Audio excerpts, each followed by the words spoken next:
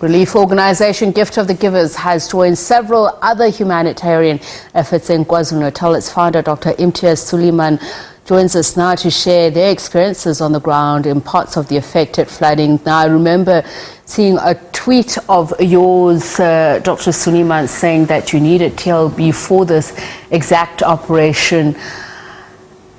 It is such a heart-wrenching piece of news to even share with the nation. Tell us where you got involved and what happened.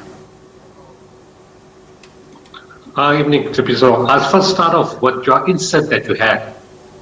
We started off, we got a call from that same area at 5 a.m. on Tuesday morning, the story about the grandmother and 3 children. And the person who called us, he said, you know, people were here last week, and the grandmother that passed on, we delivered a food parcel to her. And we were shocked. The same area in Flamingo Heights that were affected, so our teams went there because they felt very emotional about that. Went to the area, and at that point, the grandmother was just picked up. You know, they found the body, and they found the body of the 2 children. The third child was not found, but later in the day, the child was found. And we met the same people that we had given food parcels to the week before, just a week before. And all those people are old people, pensioners, you know, and tremendously distraught. Within minutes, their houses, their flats were 1 meter high in water, and they had to move to higher ground. It was the start of our intervention in KZN. The story of the TLB was also a personal story. I'm not going to me, one of the pictures I saw on one of the channels was that this house was belonging to a house of a friend. And then I get the message that this friend's house, the wall fell, came through the window into the dining room, water came through, the lady and the husband and wife are friends of ours. She shouts and she worries about her son in the room and then runs upstairs to see her husband. Whilst this is happening, the neighbor from downstairs, which is another house in the same yard, runs upstairs to see what happened to this first house. They're also medical people, and the people in the first house are medical people.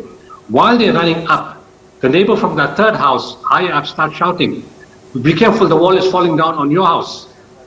And these people are traumatized because their daughter is in the house and the domestic is in the room, in her quarters outside. And as they rush down into the house, the wall falls on the domestic. And she's screaming inside, and they're trying to see how they can get her out. But it's a mountain of debris on the domestic, and you can't pull her out, and they hear her screams and a cry, and it just traumatizes them. At that point, the search and rescue people come. It's still raining. And you know, there's no access to anything at that moment. You can't bring any equipment. The roads are jammed up. There's no way to carry items. And with their bare hands and shovels, they try to move up the rubble, but the rain just made it impossible. And then I got the message today. I went to pay a courtesy visit, and I saw them still struggling.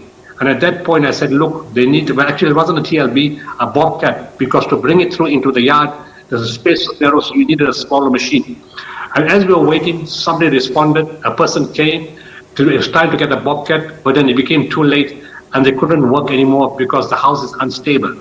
But there was, well, good news in inverted commas and sad news at the same time.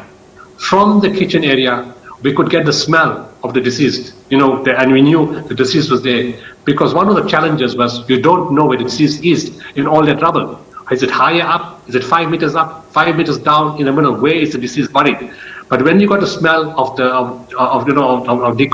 decomposition, and then as they dug deeper, they found a doll. That doll belongs to the family of the deceased domestic. And then a little later, they found a wallet of fine. It belongs to the domestic that was given to her as a gift by the owner of the house. And when the owner of the house saw that, she was very, very distraught because, you know, she was very attached to the domestic. So that process is not over yet. But I think we're close to the end. That if the bobcat comes tomorrow morning, I think by sometime tomorrow, the body will be recovered and a dignified funeral can then be arranged. It is just so difficult hearing about these various incidents, but it's important to share with the world, Dr. Sooliman.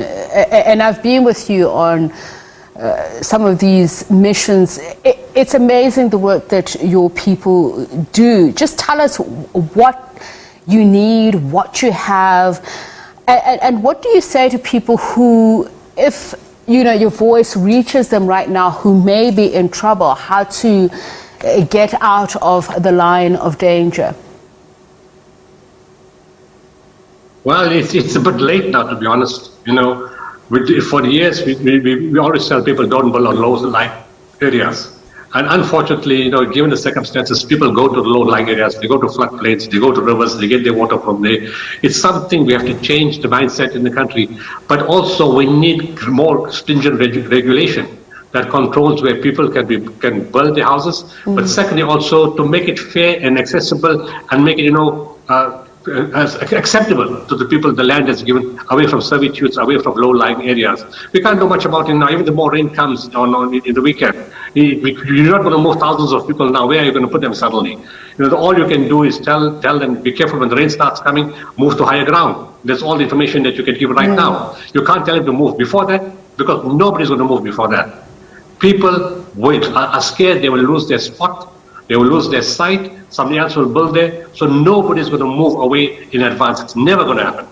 Unless we have structured, organized, formal houses where people live in their houses and it's well understood. So that's not going to happen. Secondly, if water is coming up behind your wall, be careful, you may have to move out of your house, because this was a well-established house of the friends and the wall came falling down. In terms of long-term view now, for the future, I think we need engineers and we need builders to really look at how retaining walls are done, because a lot of retaining walls have fallen down.